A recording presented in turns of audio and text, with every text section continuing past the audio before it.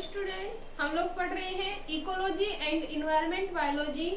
और इकोलॉजी के last class में हम लोगों ने पढ़ लिया था बायोजियो केमिकल साइकिल के बारे में। और बायोजियो केमिकल साइकिल में हम लोगों ने लास्ट पढ़ा था O2 साइकिल के बारे में, ठीक है। और O2 साइकिल हम लोगों ने बता दिया था कि O2 cycle is a gases cycle या गैसीय चक्र होता है।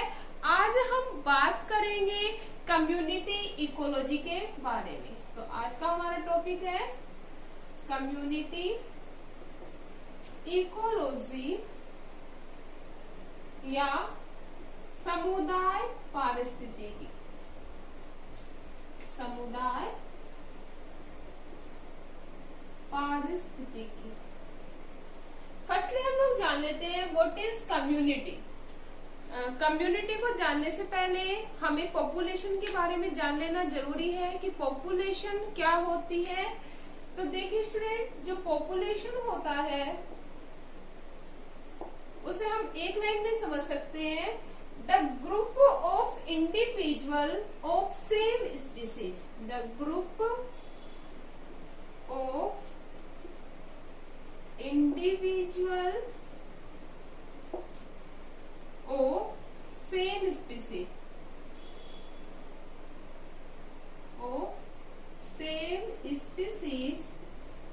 in a particular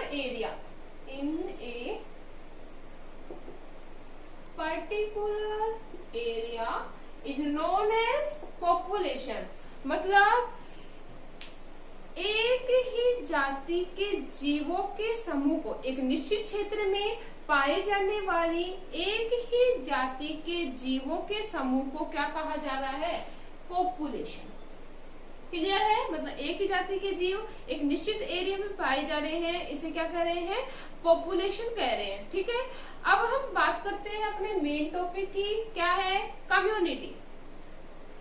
जो पॉपुलेशन और कम्युनिटी है उसमें मेजर डिफरेंस यह होता है कि जो पॉपुलेशन होती है उसमें सिर्फ एक ही जाति के जीव पाए जाते हैं, जबकि जो कम्युनिटी होती है उसमें डिफरेंट टाइप की स्पीसीज प्रेजेंट होती है। इसे क्या कहेंगे? कम्युनिटी। अगर हम डेफिनेशन की बात करें तो डेफिनेशन होगा the group of individual of different species. किसका? Different species. मतलब द ग्रुप ऑफ इंडिविजुअल मतलब भिन्न भिन्न जातियों के समूह को क्या कहा जाता है? समुदाय कहा जाता है या कम्युनिटी।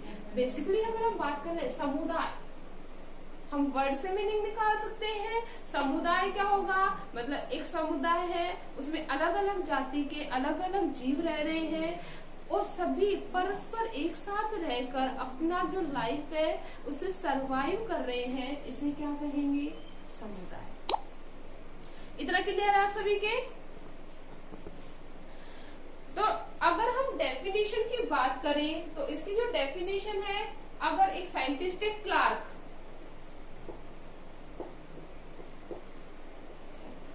के अनुसार जो कम्युनिटी होती है वो होती है डिफरेंट या भिन्न भिन्न जातियों का समूह जो एक क्षेत्र में पाया जा रहा है एक दूसरे के साथ बिना किसी नेगेटिव इंटरेक्शन के, मतलब बिना किसी को नुकसान पहुंचाए एक दूसरे के साथ परस्पर या साथ साथ एक एनवायरमेंट में या एक पारिस्थितिकी तंत्र में पाया जा रहा है, उसे ही क्या कहते हैं?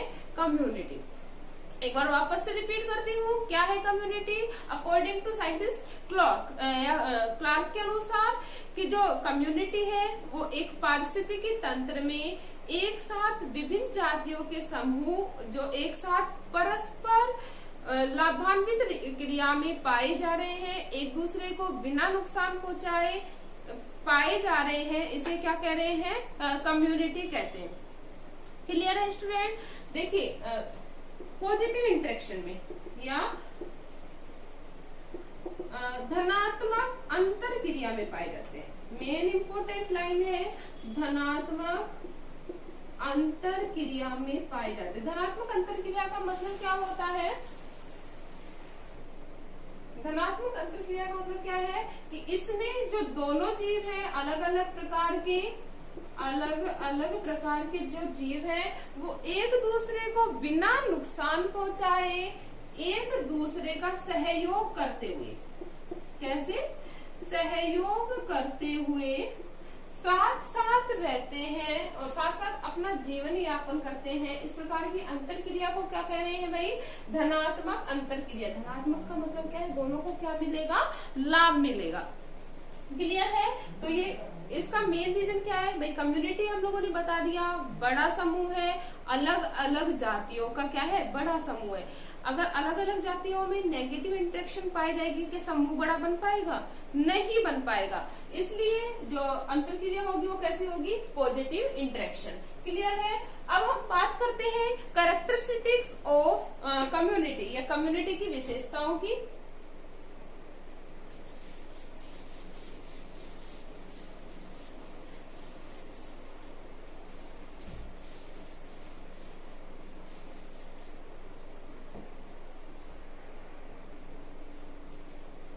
कैरेक्टरिस्टिक्स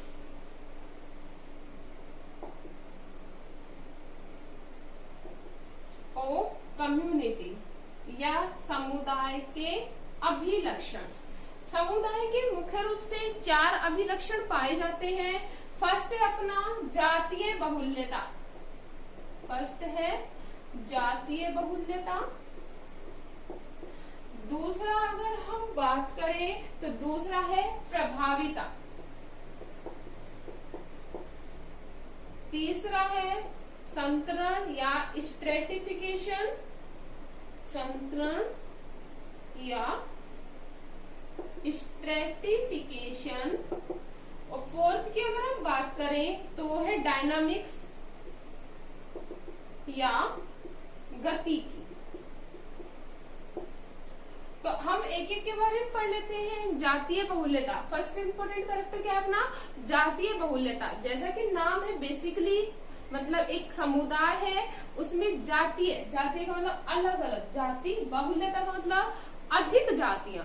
तो फर्स्ट इंपोर्टेंट जो कैरेक्टर है वो क्या है कि एक समुदाय में बहुत सारी जातियों का क्या पाया जाता है? समूह पाया जाता है। वो किसका इंपोर्टेंट कैरेक्टर है भाई? कम्युनिटी का। क्लियर है? सेकंड बात करें हम किसकी? प्रभाविता की या डोमिनेंस की। तो जो डोमिनेंस होगी, सिंपल सी बात है, एक कोई ग्रुप है